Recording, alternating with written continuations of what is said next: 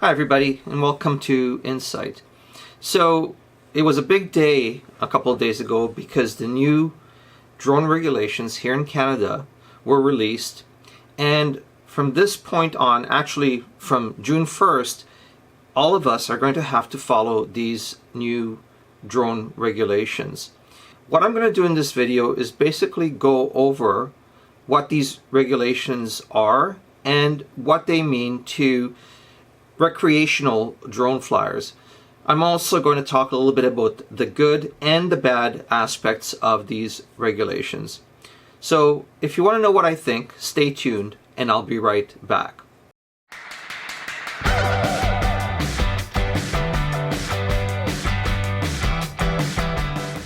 Basically, there are two main categories of drone operation: basic and advanced. Each category has a different set of rules that drone pilots must follow. So if you plan on getting the basic categorization, here are the conditions that you must meet for this category. Number one, you have to fly your drone in an uncontrolled airspace. Number two, you have to fly it more than 30 meters or 100 feet horizontally from bystanders. Number three, you never fly it over bystanders. This is what you'll have to do through Transport Canada in order to get your basic operations categorization. Number one, register your drone with Transport Canada before you fly it for the first time. Number two, mark your drone with its registration number. And number three, pass a small basic exam. If you are stopped at some point, you will be required to show your pilot certificate and proof of registration. So you have to carry this with you, and you'll also have to have the registration on your drone. So the number has to be on the drone. Now, if you want to get the advanced operations certification, here are the conditions you must meet for this category. If you are going to do any one of the following, you will need to get your advanced operations categorization. Number one, you want to fly in a controlled airspace. Number two, you want to fly over bystanders. Number three, you want to fly within 30 meters or 100 feet of bystanders, measured horizontally. Now, Transport Canada will require you to do the following to get the Advanced Operations Certification. Number one, you'll have to register your drone with Transport Canada before you fly it for the first time. Number two, you'll have to mark your drone with its registration number. Number three, you'll have to pass a small advanced exam. And number four, you will have to pass a flight review with a flight reviewer. So number four is something that I think is the biggest difference between basic and advanced, and also the fact that the exam for the advanced operations will probably be quite a lot more difficult. And as with the basic category, you'll have to be able to show your pilot certificate and proof of registration when you fly your drone if somebody stops you. So is this good? Are the new regulations good? Are they going to be easy to follow? Are they reasonable? Are they regulations that most of us are going to be happy with? Well, I think for the most part, Transport Canada did a reasonable job. A lot of people were afraid that the regulations would be a lot harder than what they are, but there are still some things that have not been answered, some questions that have not been answered. Now, I have a number of positives and negatives that I'm going to share with you now. So the positives with the new regulations include the following. Number one, no liability insurance is required at all. And this is something that the government was toying with having recreational flyers get: liability insurance, a minimum of $100,000 liability insurance. But now we don't have to get liability insurance. And I think that's a good thing, because liability insurance would have been a very, very expensive proposition. In fact, this is what it says on the Transport Canada website. We recommend buying public liability insurance for your drone. However, it is not required. Note that most standard home insurance policies do not cover the use of drones. Okay, number 2.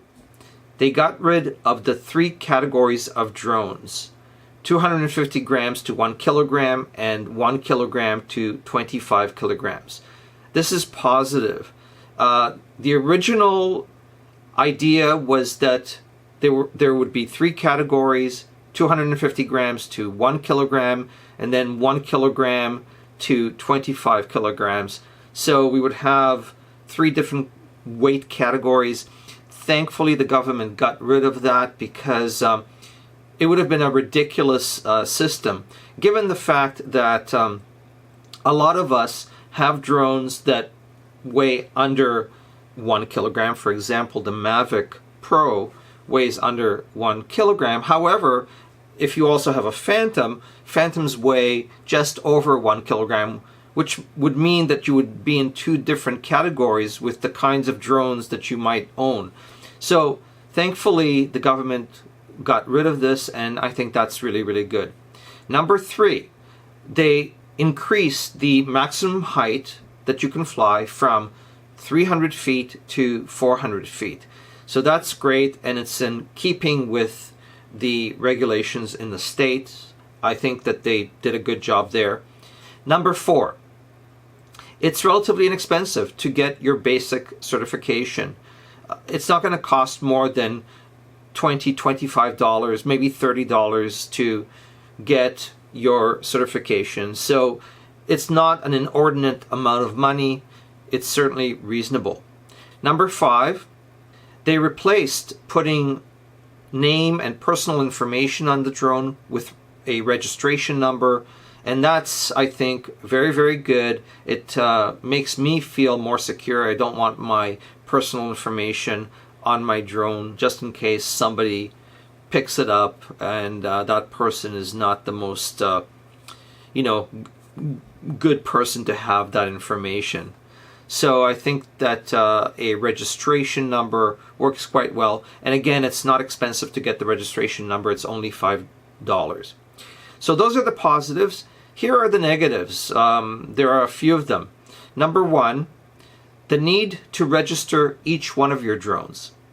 It can get very expensive if you've got a big collection. The government requires you to register each of the drones that you own. My question is, why register the drones and not the pilot?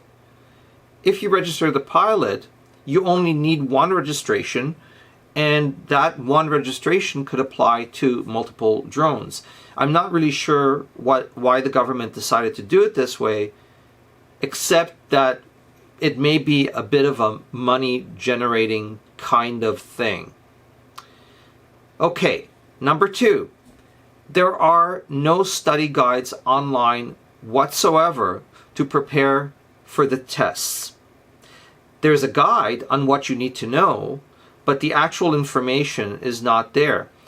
I think the government should make study guides available, because it's very hard to find some of this information online, and some of the stuff that you're expected to know, if you look at the kinds of things that are listed, it's very cryptic. You have to be fairly technical, and you have to know a lot about aeronautics and piloting in order to even know what you're looking for.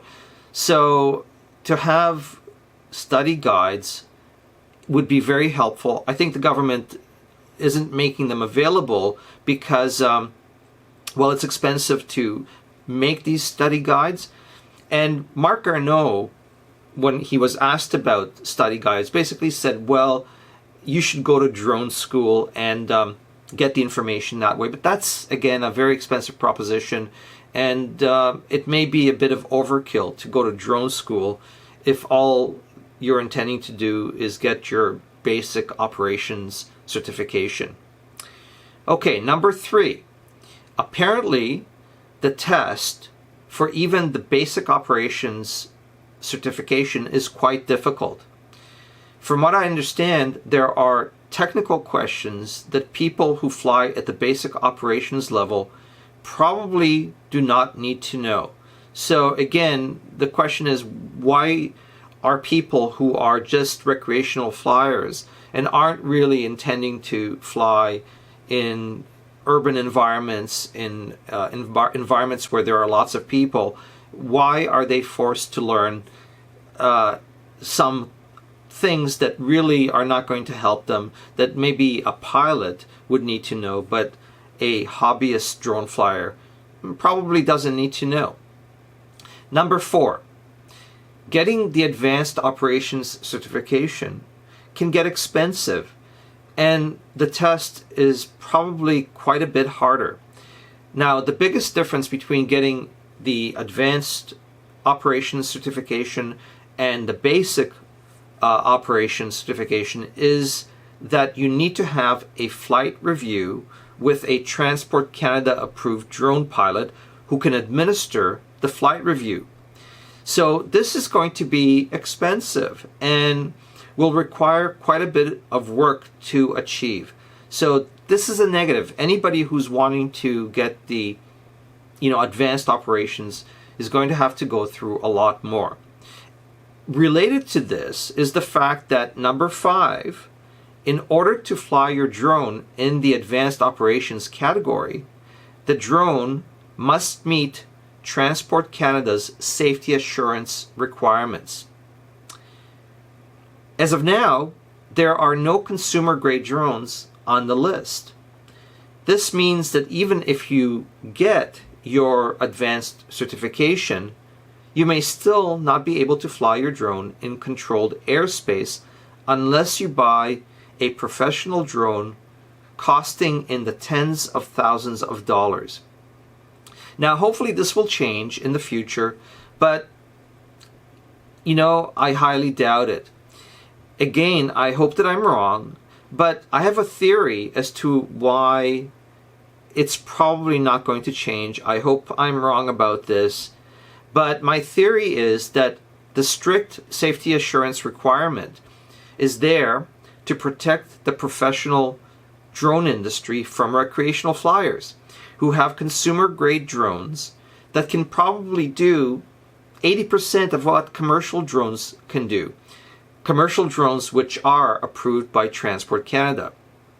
So what I think is happening is that Transport Canada is basically ensuring that recreational flyers will not take away work from professional drone flyers, from the professional drone industry. So this is not good. The government is sort of putting this out as if there is no difference between recreational and professional, but in a way, the way that you have to get your drone approved before you fly in any populated environments, in an urban environment, kind of ensures that recreational drone flyers who aren't willing to pay tens of thousands of dollars for a drone are going to basically stay away from the professional work. In any event, let me know what you think. Are the new regulations reasonable? Are you going to continue flying your drones, or is it just not worth the bother? Leave your comments below, and please hit the subscribe button and the notification bell. Until next time, take care, and I'll see you soon. Bye-bye.